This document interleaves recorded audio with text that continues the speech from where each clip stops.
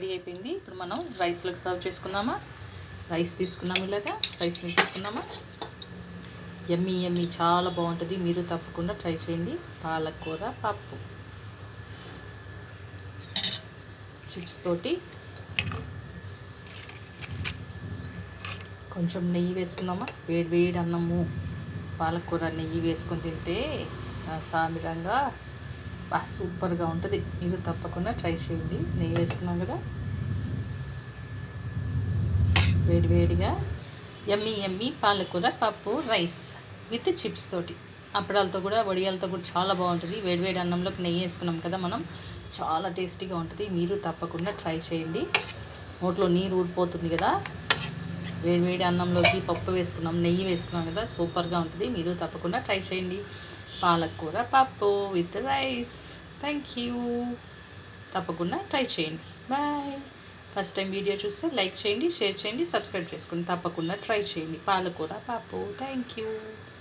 పప్పు అని చెప్పాను కదా, పాలకూర ఉడికిపోయింది. చూడండి, నేను స్టవ్ కట్టేసాను. బాగా చూసారా, 4 విజిల్ వచ్చేటప్పటికే బాగా ఉడికిపోయింది పప్పు. దీనికి ఇప్పుడు తిరగమూత వేసుకుందాం. పాలకూర పప్పు తాలింపు వేసుకుందామా. తాలింపుకి ఇలా ప్యాన్ పెట్టుకొని ఆయిల్ వేసుకున్నాం. దీంట్లో ఆవాలు, జీలకర్ర, ఎండుమిర్చి వేసుకుంటున్నాం.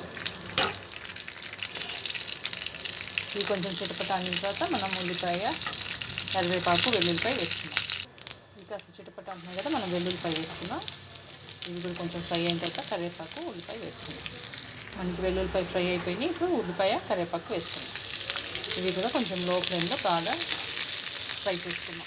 చూసారు కదా, మనకి ఉల్లిపాయ అన్నీ ఫ్రై అయిపోయినాయి బాగా. ఇప్పుడు తాలింపు వేసేసుకుందాం. పప్పులో వేసేసుకుని తాలింపు. చూసారు కదా, ఇలా తాలింపు వేసేసాం. ఇలా తాలింపు వేసుకున్నాం కదా. ఇప్పుడు బాగా మిక్స్ చేసుకుని నేను కొంచెం చింతపండు రసం వేస్తున్నాను. తాలింపు వేసుకున్నాం కదా, నేను కొంచెం చింతపండు గుజ్జు తీసుకున్నాను అనమాట. బాగా పిసికేసి ఇది కొంచెం వేసుకున్నాం. చింతపండు గుజ్జు కొంచెం వేసుకున్నాము. పప్పుకి చింతపండే బాగుంటుందండి టేస్ట్గా. బాగా మిక్స్ చేసుకొని కొంచెం బాయిల్ అవనిద్దాము. బాగా బాయిల్ అయిందంటే మనకి పాలకూర పప్పు రెడీ. నేను సర్వ్ చేసి చూపిస్తాను. కొంచెం అయితే 5 మినిట్స్ బాయిల్ అవనిద్దాము. మనకి చూసారు కదా, పప్పు బాగా బాయిల్ అయిపోయింది. ఇప్పుడు మనం స్టవ్ కట్టేసుకున్నాము. నేను ప్లేట్లో సర్వ్ చేసి చూపిస్తాను. వేడివేడిగా పాలకూర పప్పు అన్నం తిందామా. ఈరోజు మనం పాలకూర చేసుకుందాం. పాలక్ పప్పుకి పప్పు తీసుకున్నాం. కందిపప్పు తీసుకొని శుభ్రంగా కడిగి, పాలకూర, కొంచెం కారం, ఉప్పు, పసుపు వేసుకొని కొద్దిగా నూనె వేసుకొని బాయిల్ అవ్వడానికి పెట్టుకున్నాం. ఇది బాగా ఉడికితే ఒక 3 విజిల్స్ వచ్చే వరకు మనకి పాలకూర రెడీ అవుతుంది. ఇక్కడికి తర్వాత తాలింపు వేసుకుందాం మనం.